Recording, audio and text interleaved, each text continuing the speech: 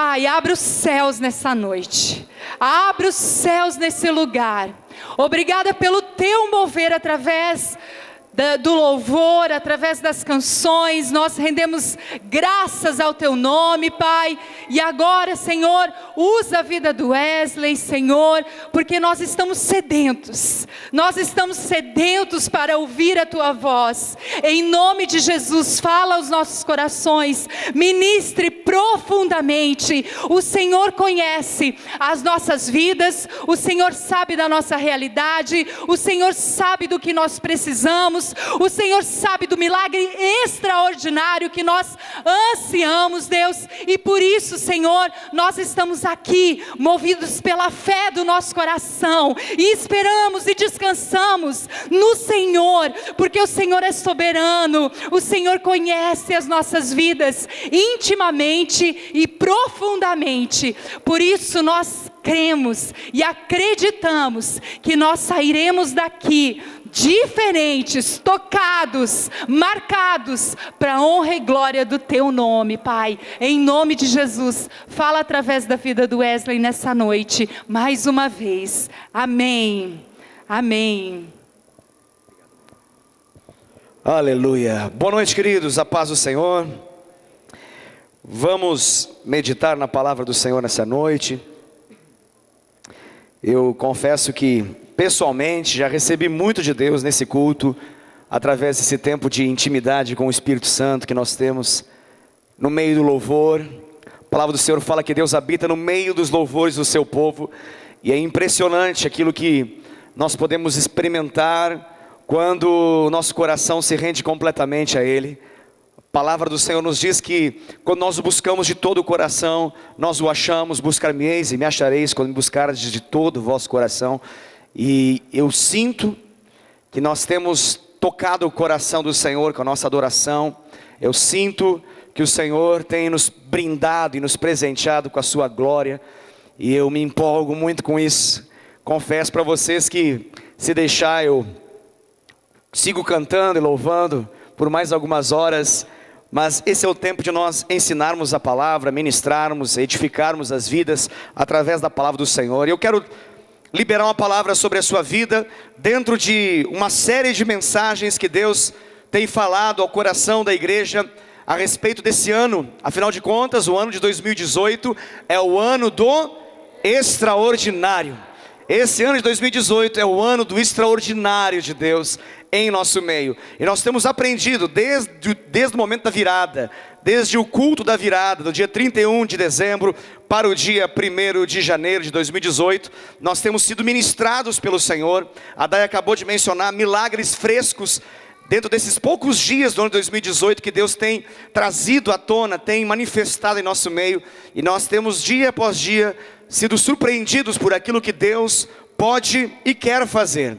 E nesse momento eu quero ministrar mais uma palavra diante desse grande tema que é o ano do extraordinário. Eu quero que você abra a sua Bíblia no Evangelho de Mateus, capítulo de número 15. Evangelho de Mateus, capítulo de número 15. Leremos do verso de número 21 até o verso de número 28. Evangelho de Mateus, primeiro dos evangelhos, dentre quatro, o primeiro, Mateus, capítulo de número 15, versículo de número 21. Aleluia. Através dessa palavra você vai poder reconhecer uma atitude diferenciada. E eu vou chamar essa atitude de uma atitude extraordinária. Então essa ministração, ela trata de um tema, e o tema dessa noite, dessa mensagem é uma atitude extraordinária. Amém? Glória a Deus. Espero que você tenha achado. Então nós lemos nesse momento Mateus capítulo de número 15, a partir do verso de número 21. Diz assim a palavra do Senhor: Partindo Jesus dali, retirou-se para os lados de Tiro e Sidom. E eis que uma mulher cananeia, que viera daquelas regiões, clamava: Senhor, filho de Davi, tem compaixão de mim. Minha filha está horrivelmente endemoniada. Ele, porém, não lhe respondeu palavra. E os seus discípulos, aproximando-se, rogaram-lhe: despede-a, pois vem clamando atrás de nós. Mas Jesus respondeu: não fui enviado, senão as ovelhas perdidas da casa de Israel. Ela, porém, veio e o adorou, dizendo: Senhor, socorre-me. Então, ele respondendo disse: não é bom tomar o pão dos filhos e lançá-lo aos cachorrinhos.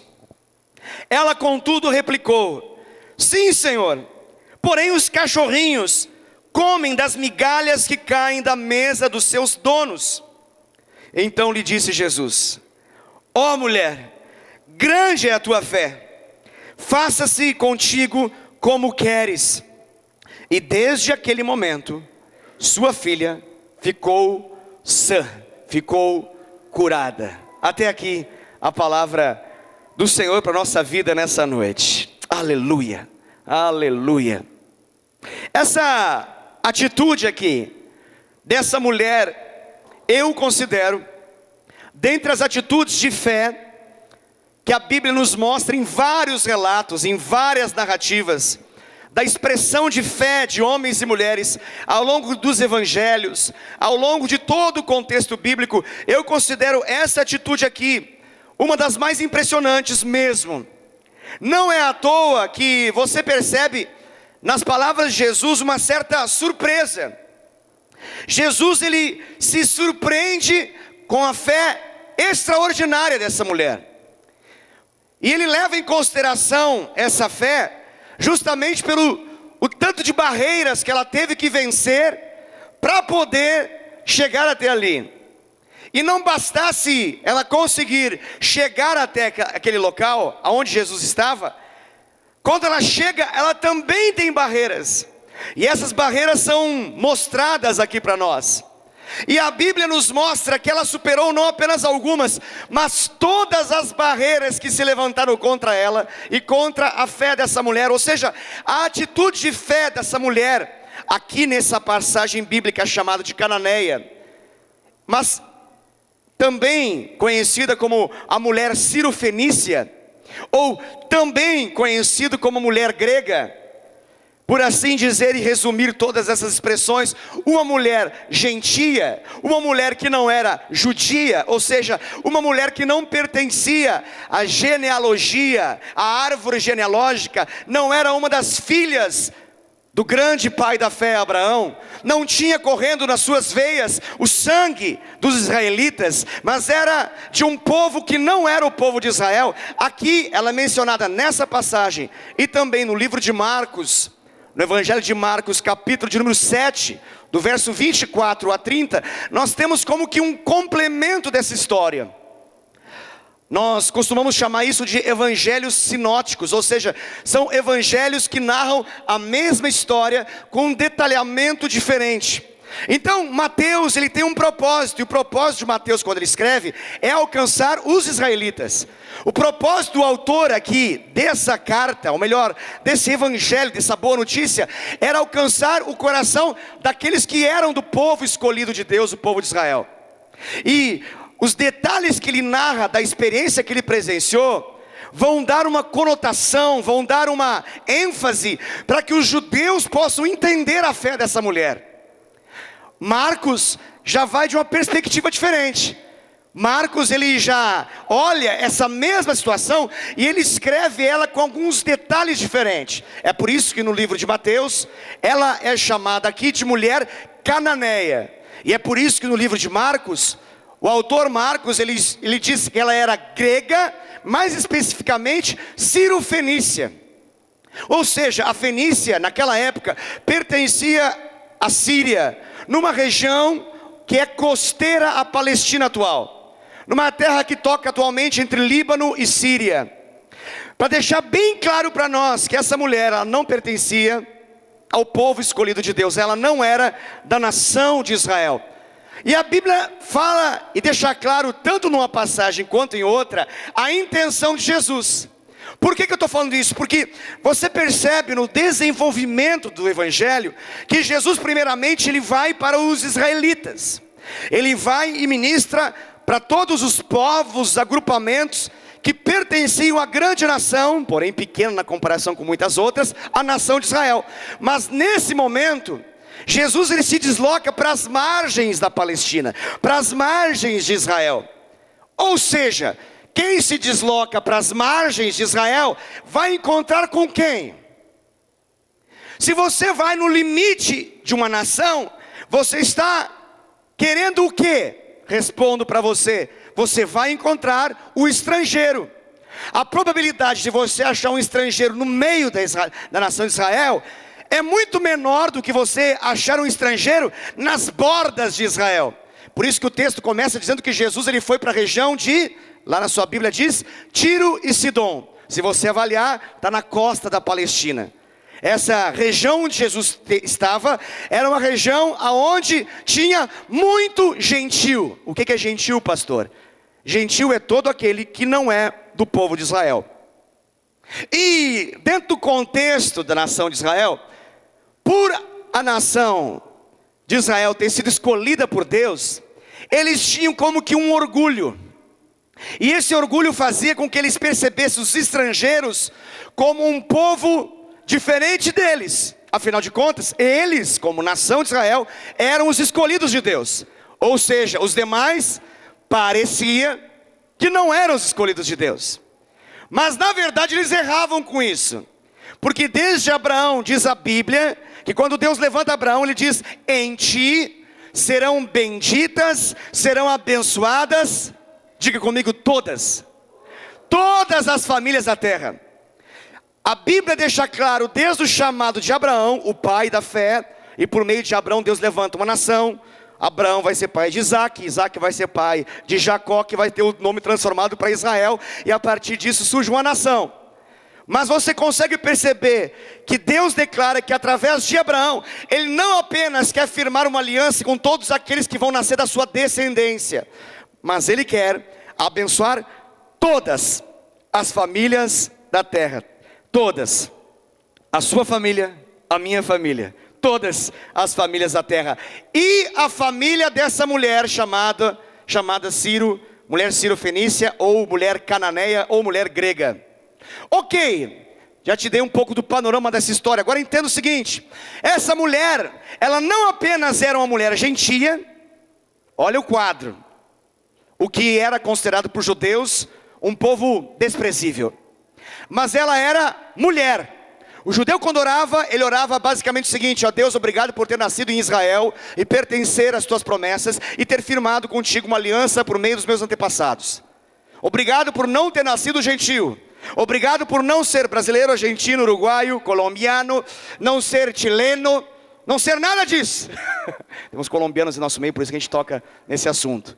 Ou seja, obrigado por ter nascido em Israel, eu não sou gentil. A outra oração de um israelita era: obrigado, os homens diziam, por não ter nascido mulher. Ou seja, a nação judaica, ela tinha uma série de preconceitos. Uma em relação aos povos distintos, e outra por um machismo que se estabeleceu ao longo da história de Israel. Essa era gentia e era uma mulher. E para piorar a cena, ela tem uma situação terrível na vida dela. A filha dela estava agora endemoniada. Mulher grega, Ciro-fenícia, cananeia, e com uma filha endemoniada. A região da Ciro-fenícia naquela época era conhecida em função da sua idolatria. Era conhecida em função de uma cultura que adorava falsos deuses. A Bíblia não conta a história dessa mulher, mas aqueles falsos deuses nada puderam fazer pela sua filha endemoniada.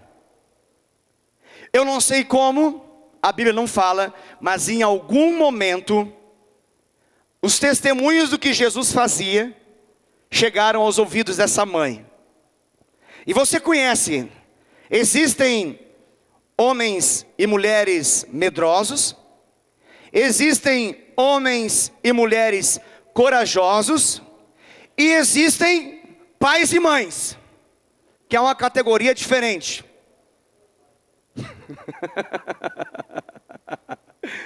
Como assim, pastor? Bom, quando a coisa toca os nossos filhos, a gente está disposto a correr atrás do que for necessário, em busca do milagre.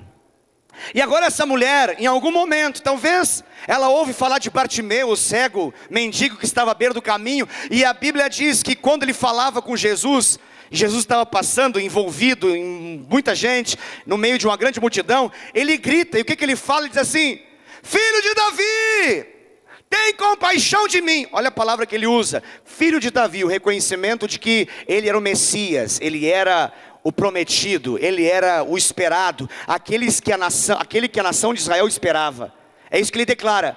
Interessante essa fala, porque agora a mulher cirofenícia, não é o Bartimeu, que estava dentro do contexto de Israel. Agora uma mulher estrangeira, ela vai se apresentar para Jesus, e ela não vai falar em língua local, e ela não vai falar com as ideias que uma cultura diferente de Israel tinha, mas ela vai incorporar a fé de Israel. E quando ela fala com Jesus, na sua Bíblia está escrito, a Bíblia fala que ela diz assim: filho de Davi, tem compaixão de mim, a semelhança do cego Bartimeu à beira do caminho. Você consegue entender isso? Eu não estou falando de alguém que cresceu conhecendo a respeito da salvação, do Messias, mas estou falando de um estrangeiro. O que levou ela a falar isso? Ela ouviu dos testemunhos de Jesus. Ela sabia que Jesus podia fazer aquilo que lá em Tiro e Sidom não podia ser feito. Ela sabia que esse Jesus, ele de fato era o Senhor. Ele de fato era o Kyrios, era o Senhor, o Machia, o Yeshua HaMashia, ou seja, o Jesus, o Messias, Jesus o prometido, o esperado, o desejado, o Salvador. Ela vai agora reconhecer isso. E isso está tudo escrito aqui. Eu estou dando esses dados para que você possa entender o que estava dentro dessa história. Mas o que me impressiona não são esses detalhes, mas o que me impressiona é o como que ela vai lidar com todas essas oposições. Como que ela vai reagir diante das adversidades? Você consegue, ao ler essa palavra, entender? Eu respondo para você, se você não conseguiu chegar a uma conclusão. Ela vai reagir às adversidades aplicando fé. Ela vai reagir às adversidades aplicando fé. E não é uma fé qualquer, é uma fé que surpreende a Jesus. É uma fé extraordinária. Como que ela vai reagir à enfermidade da sua filha? Aplicando fé.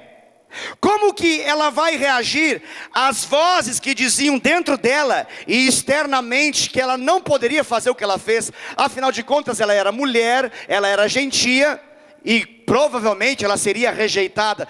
Como que ela lidou com isso? Indo até aquele lugar, aplicando fé. Foi assim que ela agiu, foi assim que ela respondeu. Como que ela reagiu ao silêncio de Jesus? Como? Aplicando fé. Eu estou te dando a chance para você poder responder, tá bom? Como que ela reagiu ao silêncio de Jesus? Está começando a entender, muito bem. Como que ela reagiu à rejeição que ela sofreu dos discípulos, os religiosos, que não compreenderam o que ela estava ali fazendo? Como que ela reagiu? Aplicando fé. Como que ela reagiu ao não do Senhor? Porque está embutido ali um não de Deus, um não do Senhor. Como que ela reagiu ao silêncio de Jesus? E como que ela reagiu ao não de Jesus? Pois bem, então, por quê? A pergunta é, por que que ela aplicou fé? Por que que ela não desistiu? Por que que ela não... Ao perceber tanta oposição, quando ela estava lá na região dela, quando ela estava indo ao caminho, no caminho, se aproximando do lugar onde Jesus estava, e quando ela chega na região de Tiro e Sidom e fala com Jesus, são tantas adversidades, por que que ela fez o que ela fez? Eu acredito que a resposta está justamente na fé. Por quê? Porque a fé, ela argumenta a palavra de Deus. Preste atenção, por favor, isso é bênção para a sua vida. A fé, ela argumenta, ela fala, declara, professa, proclama, profetiza, diz a palavra de Deus. O argumento da fé é a palavra de Deus. Isso é importante nós entendermos. O que significa isso? É por meio das palavras de Cristo que a fé, ela se manifesta. A Bíblia fala que a fé vem por ouvir e ouvir das palavras de Cristo. A fé vem por ouvir e ouvir das palavras de Cristo. Mas não só. A fé não é apenas gerada pela palavra de Cristo, mas ela se mantém na palavra de Cristo. E ela se apossa das vitórias que espera por meio da palavra de Cristo. O que a palavra de Cristo é para alguns como condenação, para ela em nenhum momento foi. Para ela foi o argumento que ela quis pegar para declarar o que ela cria, o que ela esperava, o que ela confiava. Por quê? A pergunta que eu fiz, pensando a respeito dessa história, é justamente entender por qual caminho que ela fala e argumenta tão intensamente com Jesus. Porque ela não desiste mesmo quando Jesus fala uma palavra para ela, mas ela se utiliza da palavra que Jesus falou para argumentar a sua fé.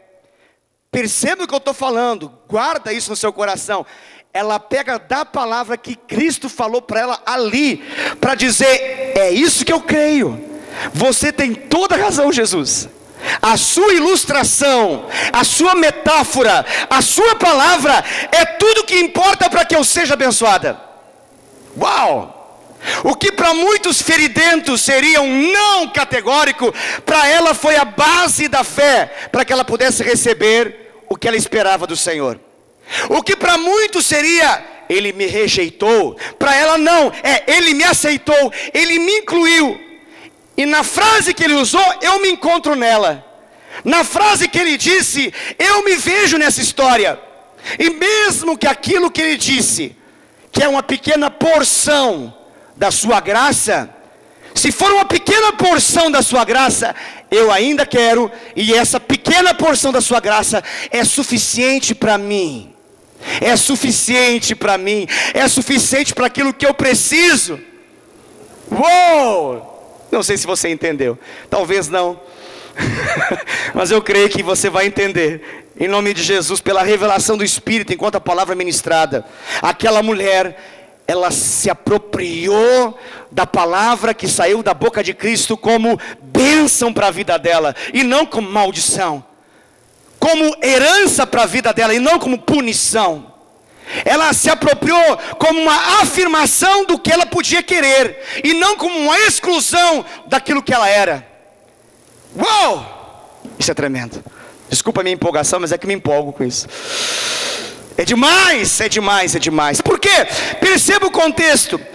Tudo que aquela mulher poderia sentir, mas ela não sentiu. Pensa comigo. O que aquela mulher poderia sentir e ela não sentiu? Primeira coisa que eu pensei ao ler esse texto é sentimento de desprezo. Ela poderia sentir, em meio ao silêncio de Jesus, em meio às palavras dos discípulos que ela ouviu, dizendo para Jesus, enxota ela daqui porque ela está enchendo as paciências. Enxota ela porque ela não para de falar, clamar e berrar ao longo do caminho. Por favor, Jesus, está atrapalhando o culto. Está atrapalhando o bom andamento das coisas, o nosso programa pré-estabelecido. Ela está atrapalhando, não para de clamar, filho de Davi, tem compaixão de mim. Silencia essa mulher, manda ela de volta para casa e fala que não vai ter nada, Jesus. É isso que eles falam para ela. É isso que eles falam para Jesus. A religiosidade está orando para Jesus, para que a religiosidade tenha o que ela quer. A religiosidade não quer abençoar aquela mulher. Então não vai ser pelos caminhos da religiosidade que ela vai alcançar a bênção. E o mais interessante é que Jesus, eu acredito, piamente, totalmente, que essa mensagem aqui, não é para que nós leiamos ela e pensemos o seguinte, meu Deus, que palavra estranha, Jesus está chamando uma mulher de cadela. Por quê? Porque na nossa compreensão, se eu chamar uma mulher de cadela, o que você pensa? Para nossa compreensão, cadela é pejorativo. Se um homem chama uma mulher de cadela, ele está chamando ela de vadia, vagabunda, prostituta, e por aí vai. Todos os adjetivos que você talvez tenha pensado, e muitos outros. Não é isso que Jesus está falando. Não é isso que Jesus está falando. Jesus não está tocando na sexualidade dessa mulher. Jesus não está falando isso. Ele está falando dentro de uma lógica que o judeu pensava quando olhava para um povo gentil. E ele não está excluindo ela através da sua fala. Ele está declarando para ela qual que é a sua missão principal e prioritária. Vou falar de novo para que você possa entender. Jesus, quando fala, não é bom tirar o pão da mesa dos filhos para dar para os cachorrinhos, ele não está excluindo ela. Inclusive no livro de Marcos, ele não fala não é bom, ele fala não é bom primeiramente tirar o pão dos filhos, dando a entender que existia pão para outros. E ela vai se apoiar nessa frase. Ela não vai entender que Jesus a xingou, que Jesus a condenou, que Jesus de algum modo fez uma injúria contra ela. Não, ela vai compreender dentro do contexto da época. Por isso que é importante falar isso, porque alguém que lê desavisadamente pode achar que Jesus xingou essa mulher de cadela.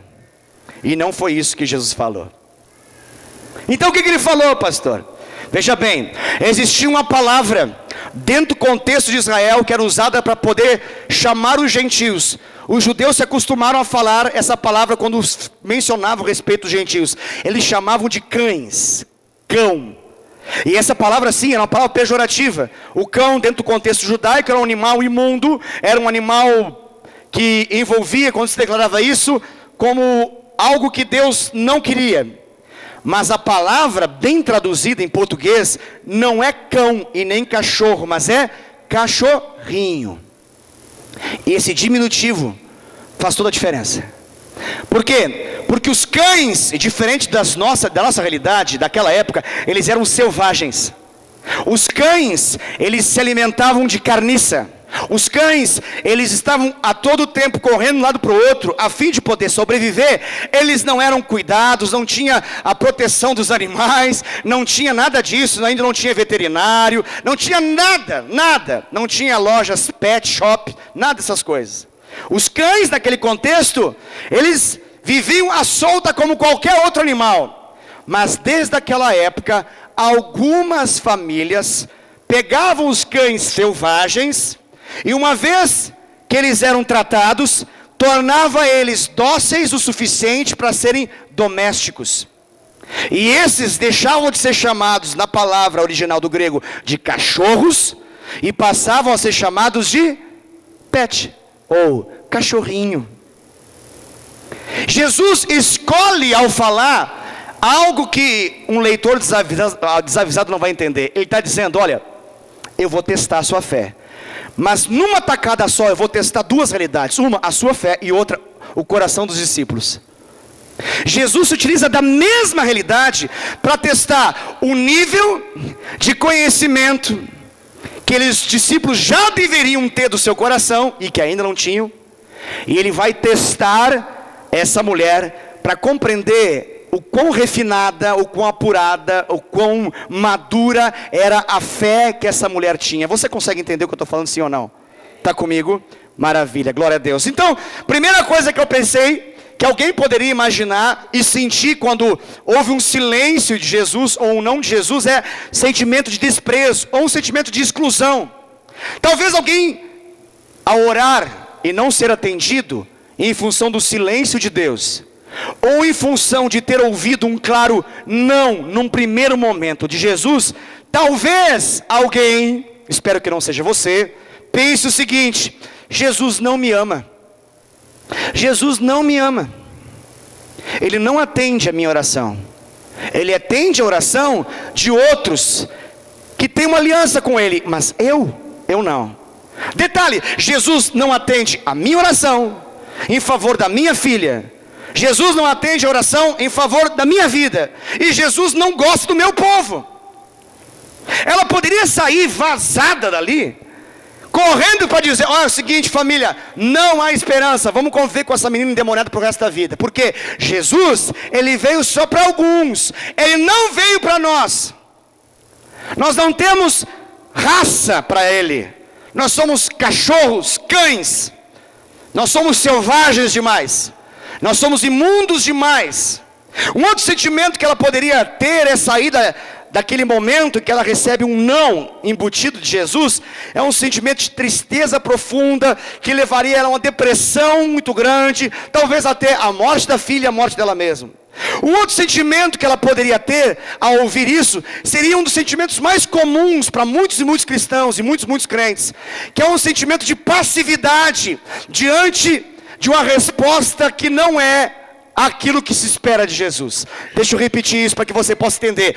Muitas pessoas condicionam o seu relacionamento e o seu amor a Jesus em função daquilo que Jesus dá. E quando Jesus se silencia, eles param de crer, eles param de congregar, eles param de discipulado, eles param tudo no silêncio de Jesus. Só que os do silêncio são menos, é menor esse número. Esse número aumenta muito quando existe um não de Jesus. Quando recebe um não de Jesus, o grupo daqueles que desanimam ao ponto de vazar é enorme. Por quê? Porque de um modo geral, nós do século 21, ligamos a televisão, ligamos o rádio, e as palavras de Deus só são selecionadas em função das promessas que Ele vai fazer, se você fizer algumas coisas. Nós condicionamos o amor de Deus à expectativa dEle suprir o mais rápido possível aquilo que nós queremos. De um modo que, se aquilo que eu espero não acontece rapidamente, ou nas próximas semanas e meses, eu me sinto no direito de me sentir triste o suficiente para poder dizer: não quero mais, não é para mim esse negócio, é para aquela lá, é para aquele lá, é para aquela família lá, mas para mim, não. E talvez isso gere uma passividade, ou seja, já que eu sou assim, vou ter que aprender a lidar com essa realidade. Sou gentil, minha filha endemoniada, e não há o que possa ser feito. Por que ela não sentiu isso? Por que ela não sentiu isso? Porque a fé dessa mulher, ela não estava baseada em sentimentos. Guarda isso no seu coração. A fé dessa mulher, ela estava firmada na revelação que ela tinha da palavra de Jesus. E isso foi provado por meio de Jesus. Jesus provou isso. Se a fé dela se apoiasse em sentimentos, ela nem teria saído da casa dela, porque ela não teria direito de sair sendo cirofenícia e mulher. Deixa eu explicar isso para você, porque você possa entender um pouquinho melhor o que eu acabei de dizer.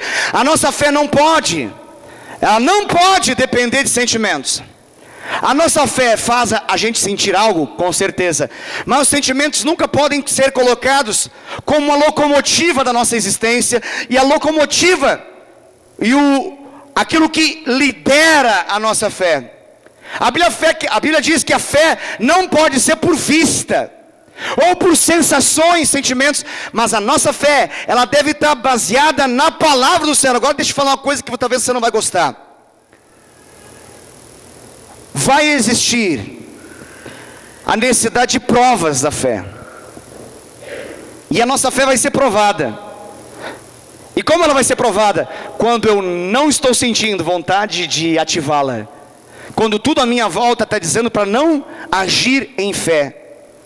É justamente desse momento, quando a fé não depende de nenhum sentimento, ela precisa se basear unicamente e totalmente na palavra do Senhor. É isso que essa mulher fez. Vamos tentar entender um pouquinho como é que ela lidou com o silêncio de Deus aqui. Eu entendo que o silêncio de Deus, ainda bem que não é sempre que isso acontece, mas de vez em quando, em alguma disciplina dessa grande faculdade de andar com Deus, tem uma disciplina muito importante que tem a tendência de ter essa disciplina no primeiro ano, no segundo ano, no terceiro ano. Parece que de ano em ano tem essa disciplina de tão importante. É como o cálculo, tem cálculo 1, 2, 3, até que você fica perito em matemática, fica perito em cálculos. E você só pode entender de cálculo 3 se você entender das lógicas de matemática anteriores a essa. A impressão que eu tenho é que essa passagem mostra pra gente, e você ouviu ali, né, enquanto eu lia, que é possível Jesus se silenciar às vezes. Já te aconteceu isso? Jesus já se silenciou em algum dos seus pedidos? Melhor perguntar, quem aqui nunca percebeu o silêncio de Jesus? Levante a sua mão. Eu já percebi algumas vezes o silêncio de Jesus.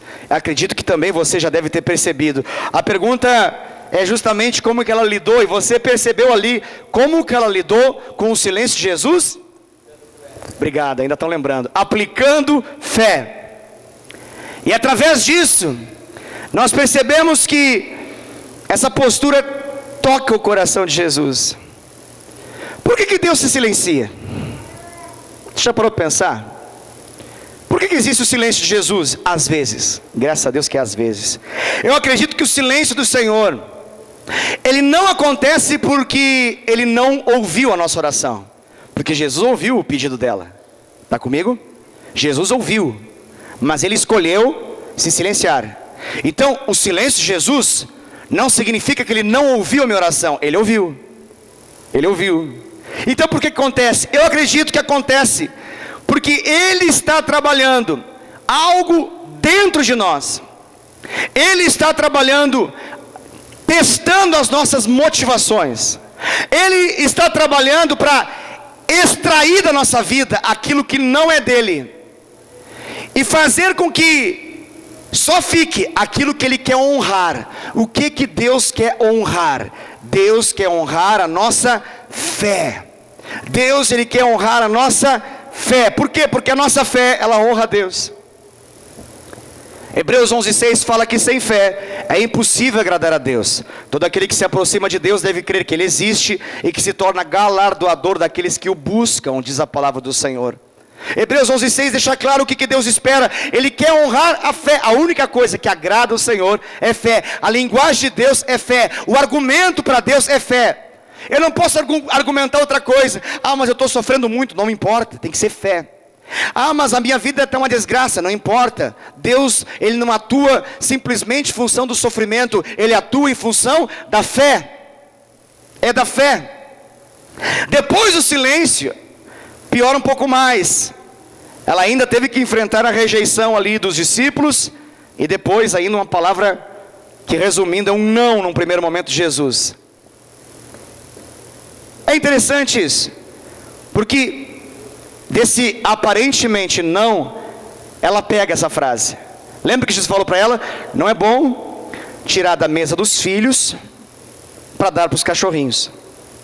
E ela fala, mas até mesmo os cachorrinhos se alimentam das migalhas que caem da mesa do dono, e que os filhos estão ali comendo. Quem tem criança pequena sabe como é que funciona esse negócio, certo? Quem tem criança pequena e cachorro em casa? Olha, tem alguns que entendem bem essa realidade. Porque criança pequena, diferente dos adultos, o que ela faz quando come na mesa? Bagunça, né? Vamos assim resumir. E nessa bagunça, o que cai da mesa? Além do prato, garfo, colher, talheres, o que também cai nesse processo? Comida. E essa comida é suficiente para alimentar quem? Os cachorrinhos. Os pets ali, eles estão atentos para aquilo que cai da mesa. Ela pega dessa realidade, ela está dizendo para Jesus, Jesus, esta ilustração aí, ela me serve. Pois os cachorrinhos, eles também comem, Jesus. Essa palavra do Senhor, ela me é favorável. Porque eu estou entendendo, eu não sou israelita. Eu não sou a prioridade do Senhor. Mas eu já descobri que há pão para mim. Eu já descobri que tem comida para mim nesse negócio também. Mesmo que eu não seja a tua prioridade, eu descobri. E olha que tapa de pelica na cabeça desses cabeções, desses discípulos. Se você for olhar um pouco o contexto, você vai perceber que Deixa eu achar aqui a palavra, ó. Mateus, capítulo 15, do 21 ao 28, que é a passagem que nós lemos. Ela está dentro de um contexto que um pouquinho depois vai acontecer de novo uma coisa. Se você for ler na sua Bíblia, eu estou com a Bíblia aqui de papel, talvez na sua Bíblia no celular não tenha isso, mas no versículo 32, o título lá do versículo 32 diz assim: a segunda multiplicação de pães. E aonde que está a primeira? No capítulo 14. Olha só, veja só. A história de Mateus, ela está envolvida entre o milagre de pães antes e o milagre de pães depois. Os discípulos já eram para ter entendido que Jesus quer alimentar as pessoas. Os discípulos já deveriam ter entendido que Jesus quer alimentar a todas as pessoas. Mas na hora do teste para eles, eles reprovam, porque ao invés de entender o que estava para fazer e dizer para ele: Jesus, nós já sabemos, nós conhecemos essa história. Olha aqui, Jesus, olha só, ó, me dá a oportunidade que o Senhor deu para aquele menino lá. Só um pouquinho. Eu comprei uns pãezinhos aqui, ó. Eu sei que é pouco, mas nas tuas mãos o Senhor pode fazer o sobrenatural acontecer, o extraordinário acontecer. Então espera um pouquinho, ó. Aqui, ó, tem aqui uns pães franceses aqui, ó. Toma aqui, ó. Tem 5 pães aqui. Faça um milagre, porque eu sei que você quer alimentar. Eu entendi, o Senhor falou do negócio dos pães na mesa, mas eu sei que no final o Senhor vai alimentar essa mulher mesmo. Traduza alimentar aqui, porque ela por fé entendeu a metáfora. Ela está dizendo: eu entendo que o pão que está falando é a libertação que a minha filha precisa. E por mais que ela não seja a sua prioridade num primeiro momento, eu sei que o Senhor veio por ela também. Por que eu sei disso? Porque lá o Senhor está usando esse negócio de pães aí. O Senhor acabou de fazer um milagre, com um pouco o Senhor transformou e fez com que pudesse alimentar a multidão. E detalhe, pela fé eu creio que ela se antecipa. Ela fala: eu sei que o Senhor no capítulo seguinte, ou melhor, nesse capítulo ainda até o final, eu sei que o Senhor vai fazer de novo esse negócio. Esses discípulos não entendem, porque a religiosidade não entende. A religiosidade entra em apuros, porque a religiosidade ela pensa de forma lógica, racional, limitada. Ela faz cálculos matemáticos para compreender a economia. Ela pega um papel e fala: tem, não tem, tem, não tem, tem, não tem. A mulher cirofenícia, no papel que ela trouxe, dizia: sempre tem, sempre tem. A economia de Deus não tem limitações. Essa mulher compreende da economia de Deus. Ela fala: eu sei que se eu for a ti, sempre tem, nunca terei falta de nada, nada, absolutamente nada. O salmista diz o quê? Olha, eu já fui moço, agora eu sou velho, mas eu nunca vi o justo ficar desolado, apavorado, gritando por socorro e não receber nada. E também nunca vi a sua descendência passar fome. Ele diz isso na consciência de que sempre tem, sempre tem. O pão aqui é figurado. Sempre tem em Jesus algo que supre as nossas necessidades. Sempre tem em Jesus, sempre tem. Por isso eu queria que você entendesse que o não de Jesus, ele não pode ser entendido como excludente. O não de Jesus, muitas vezes, é uma maneira que ele tem de refinar o nosso coração, para arrancar todas as motivações erradas que tem, e para ficar só aquilo que é a matéria-prima para o seu agir, que se chama fé. Só aquilo que ele colocou para dentro de nós. O que essa mulher demonstrou? Ela demonstrou um negócio que se chama humildade. Como assim humildade? Ela não vai do alto, ela vai por baixo. Pastor, me explica, eu não entendi. Olha a ilustração. Por mais alto que alguém seja, para comer migalha do chão, vai ter que ir para o chão, vai ter que ir para a terra, vai ter que ir no pó. A palavra humildade, ela é fruto de uma palavra grega que nós conhecemos, chamada humus, que a tradução é terra. A palavra humildade, ela denuncia o quê? Ela denuncia que humildade é uma característica daqueles que vêm por baixo, não daqueles que vêm por cima. Humildade é uma característica daqueles que colocam a boca no pó, daqueles que não vêm como grandes, mas daqueles que vêm como pequenos.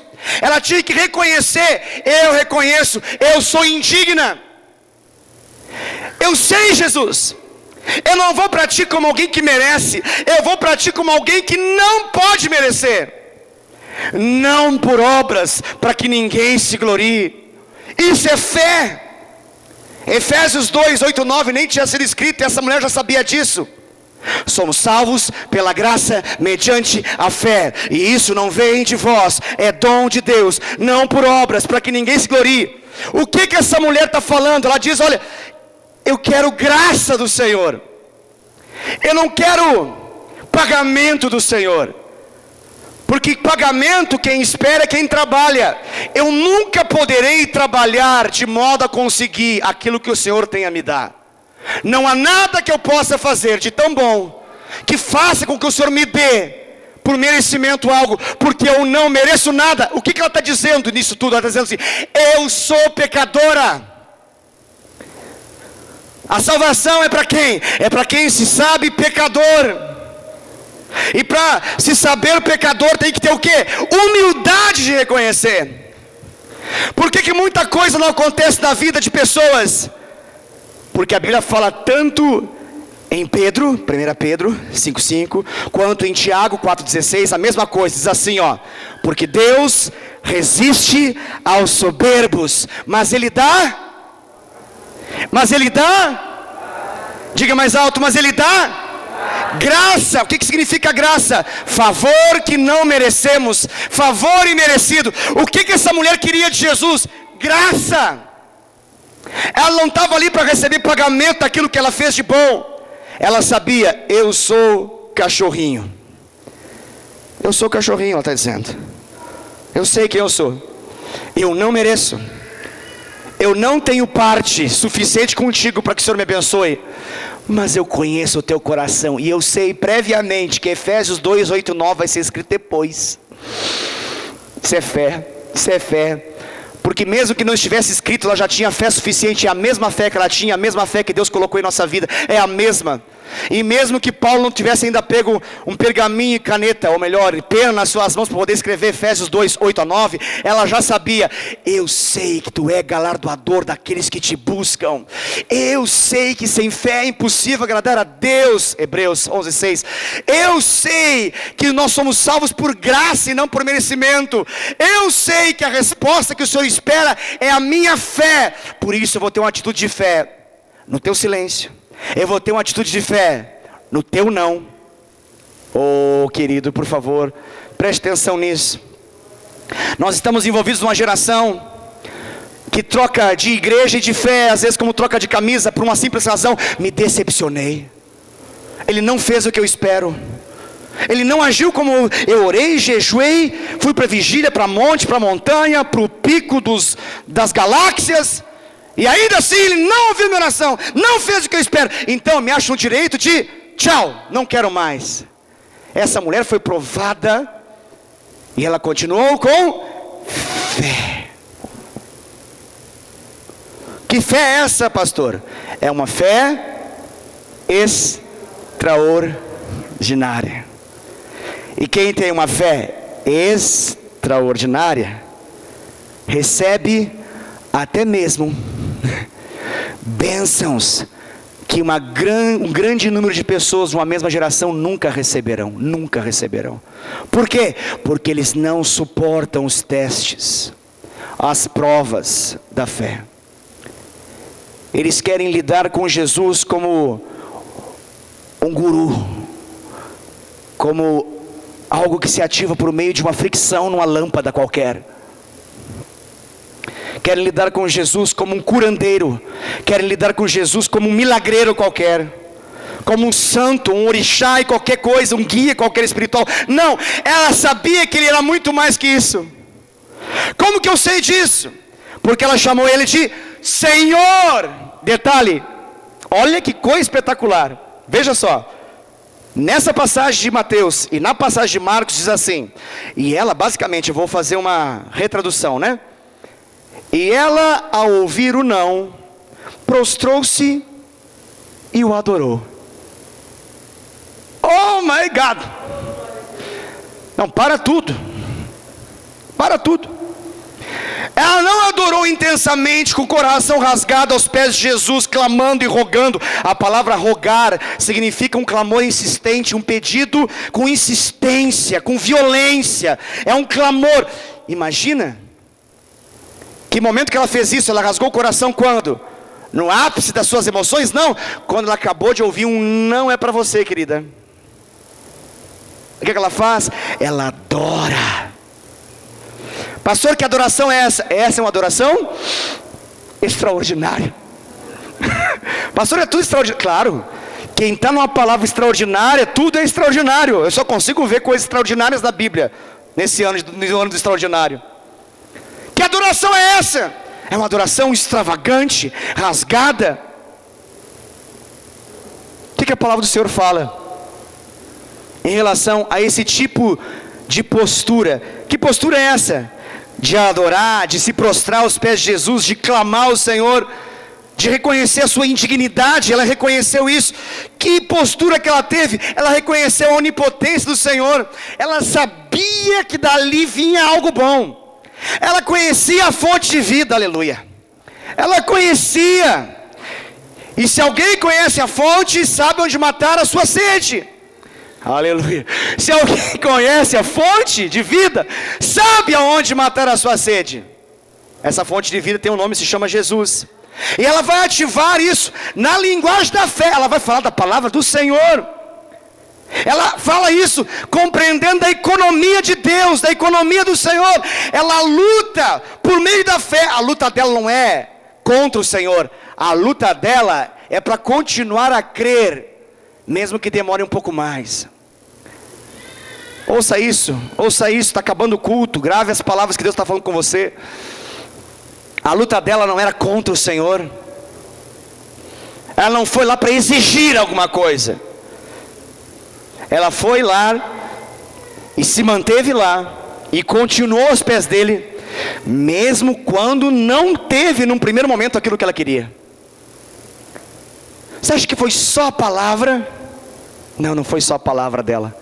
Porque as palavras que têm poder em nossa boca diante do Senhor são frutos de uma revelação que acontece em nosso espírito. E quando há uma revelação em nosso espírito e a palavra sai da nossa boca, o Senhor Jesus, Ele capta essa revelação. Ele compreende essa revelação. E o que Ele fala para ela? Que fé. Grande é a tua fé, mulher. Deixa eu falar um negocinho aqui, cá entre nós, mulher. Está vendo esses 12? Eles não entendem. Eu posso pegar 5 pães, 2 peixes, multiplicar tudo na frente. Eles não entendem esse negócio. Mas você que não teve escola bíblica dominical, escola ministerial, Tadel, culto, nada, você entendeu? Que fé! Jesus, é esse tipo de fé que eu estou procurando. Uma fé disposta a crer mesmo contra tudo e todos.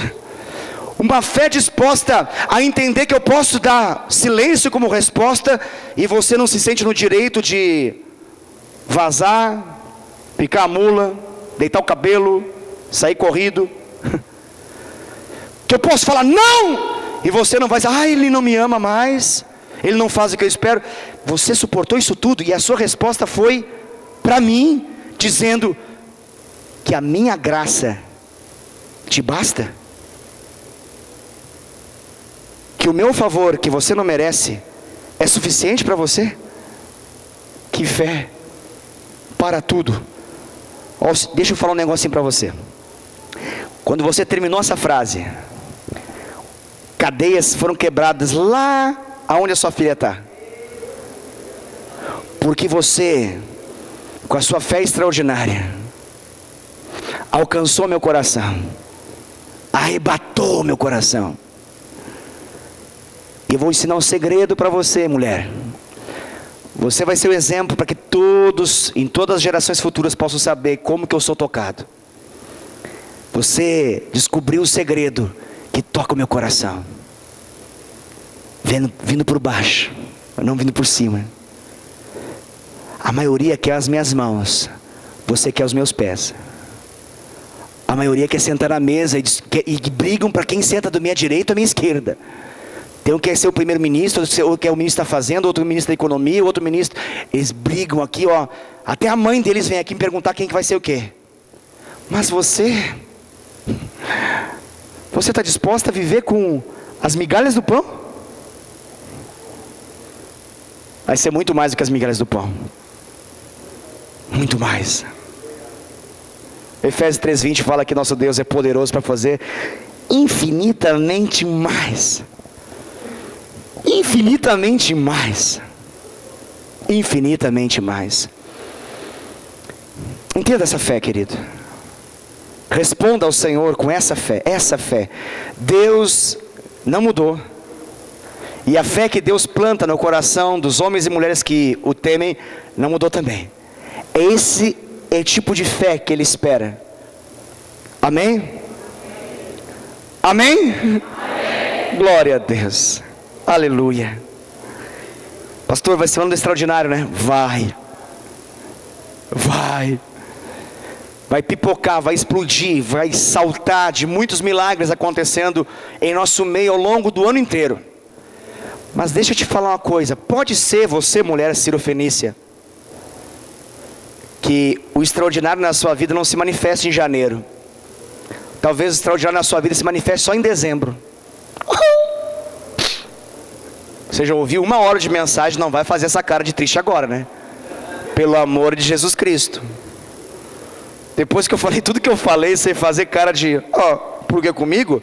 Você não entendeu nada, aí você pega a gravação que está sendo feita, ouve tudo de novo, para ver se alguma coisa fica até o final. Não faça cara. Pastor, por que comigo esse tipo de coisa, pastor? Por que comigo? Por que tem que ser comigo esse trem? Porque não pode ser com outra pessoa aí, ó. De tantos, Ele escolhe a mim. Por quê? Eu acredito uma coisa. Ele não quer apenas conceder os seus pedidos, Ele quer você por inteiro, Ele quer tratar o seu coração. Ele quer arrancar todas as motivações que não são dele, aquilo que não é Ele que colocou para dentro de você. Ele usa desse silêncio e desses nãos para arrancar, para poder chegar no final, talvez em dezembro, dizer: seja feita conforme a tua fé, seja feita conforme aquilo que você, ao longo de um ano inteiro de provas e testes, você se manteve intacto. Sua fé é diferente, e eu vou te honrar de uma maneira diferente. Receba o extraordinário, mais extraordinário dentre todos os extraordinários. Por quê? Porque você foi fiel. Em meio a todas as lutas, em meio a todas as provas, você foi fiel. Pastor, podia acabar diferente essa mensagem. Eu sei que podia, mas eu não quero simplesmente acabar de um modo que te empolgue. Eu quero que essa mensagem acabe de um modo como Deus faz. E pode ser que aconteça assim na sua vida. Eu quero dizer uma palavra para você: não desista de crer. Não pare. Não pare. Amém ou não amém? Amém. Pastor, eu vou aguentar vivo até dezembro? Vai. Tem certeza, pastor? Eu creio. Deus não prova para te matar. Deus prova porque Ele quer salvar a sua alma e conceder bênçãos extraordinárias sobre você. Aguenta. Não desista. Talvez muitos que estão ao seu lado agora cairão ao longo do caminho. Fique de pé, em nome de Jesus. Talvez muitos ao longo...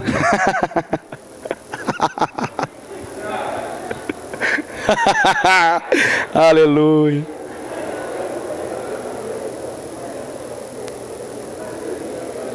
Glória a Deus. Aleluia, entendi o recado. Fique de pé então, irmãos.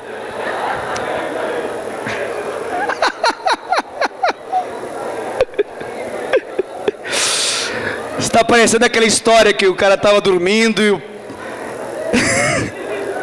e o diabo veio para matar. Amém! Desculpa, não era amém para dar agora. Mas aleluia. Você está bem posicionado nas palavras do Senhor. E mesmo que muitos caiam ao seu lado, você vai permanecer de pé, amém? Em nome de Jesus, você vai permanecer de pé. Aleluia. Feche seus olhos.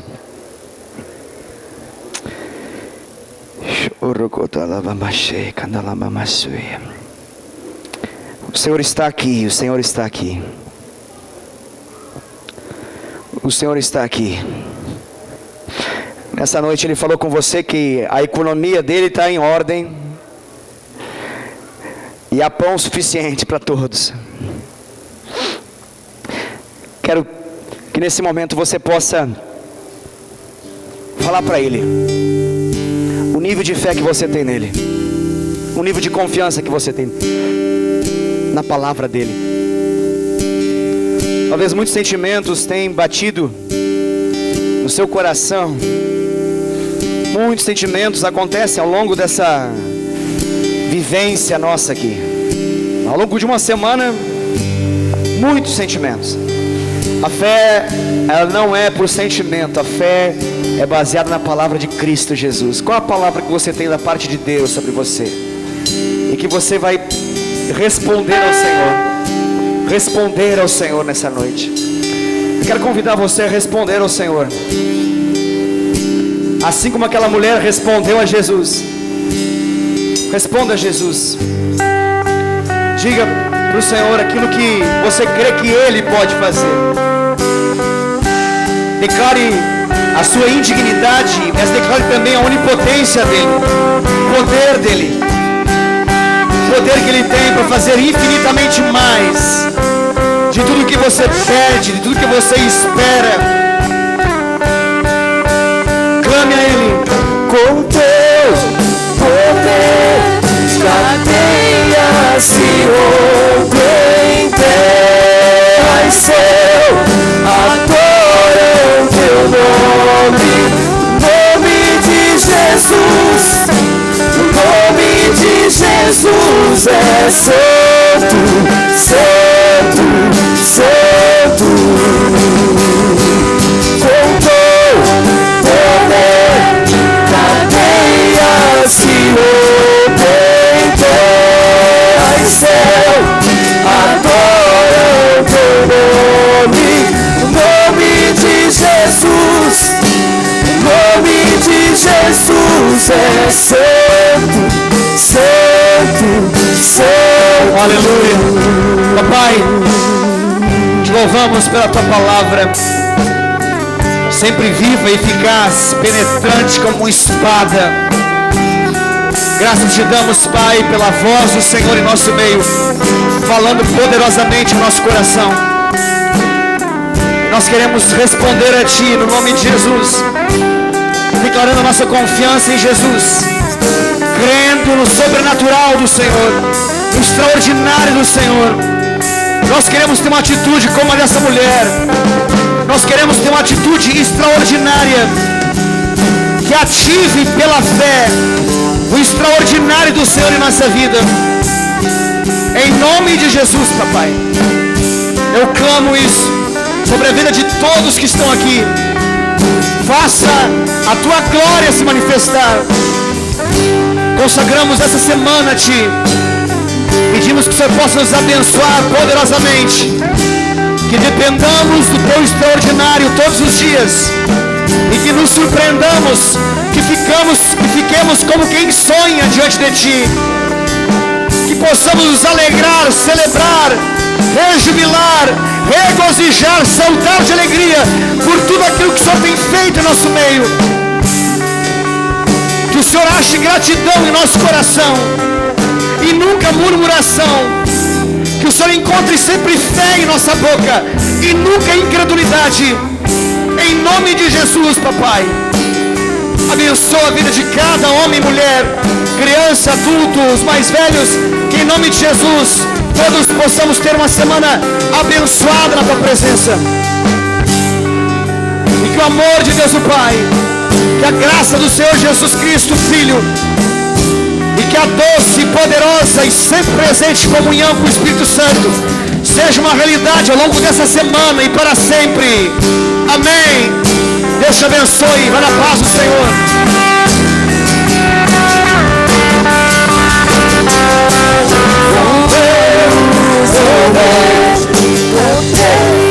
Se ontem coração, agora o nome de Jesus, o nome de Jesus é santo, santo, santo.